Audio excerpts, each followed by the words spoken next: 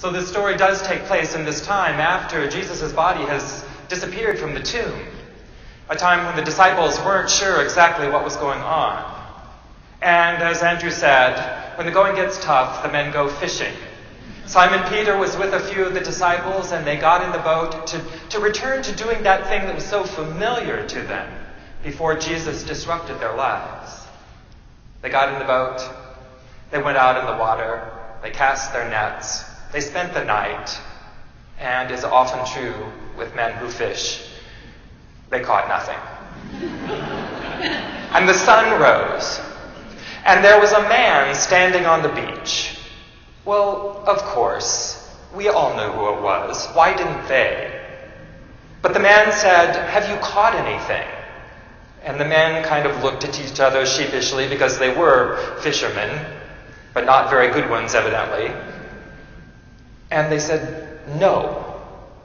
And the man who, of course, we know who he was, I don't know why they didn't know, said, "Cast your nets on the other side of the boat." And so they did that, because men who fish always like to take advice from other men who know something about fishing. So they lowered the nets on the other side of the boat, and all of a sudden the nets were full of fish. So much that they couldn't even haul the nets back into the boat. And then they knew that something was going on. And one of the disciples, not Simon Peter, you would think he would be the first to recognize, but no, it was someone else. And the guy said, "I think it's Jesus. I think it's the Lord." And I'm pretty sure he used that hand gesture.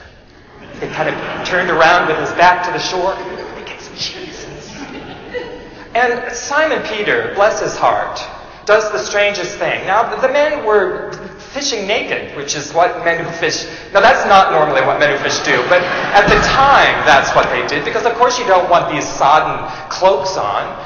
But he's in the boat, he's naked, he throws a cloak on and jumps in the water. That makes no sense, but when you're following Jesus, a lot of things don't make sense. And he jumps in the water and swims toward shore. The other disciples row the boat into the beach, dragging this net full of fish behind them.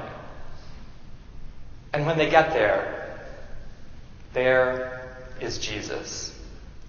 And they're pretty sure that's who it is. But they're still all a little bit afraid to ask. But there's this fire, and there are fish cooking on the fire, and there's bread.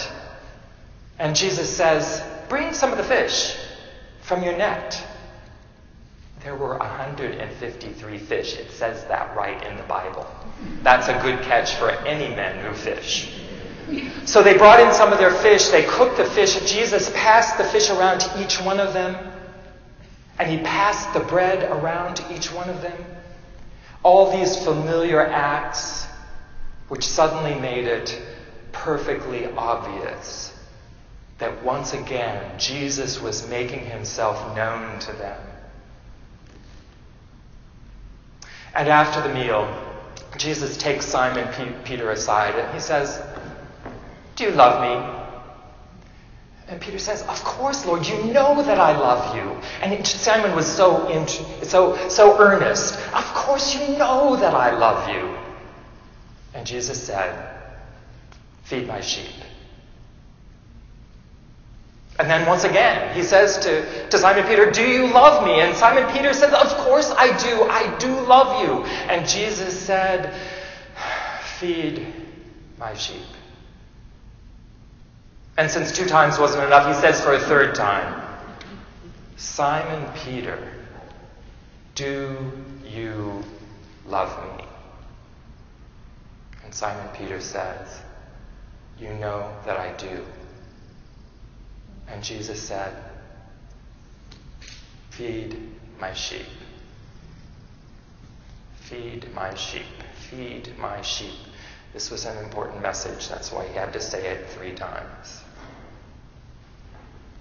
And Jesus said, "You know, when you're young, you can tie your own belt around your cloak and you can lead yourself off to wherever you go. But when you grow up and you take on another way, you have to stretch your arms out wide. Someone else is going to tie your belt around your rope, and they're going to lead you places that are going to surprise you.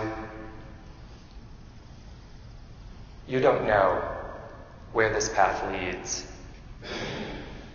but follow me."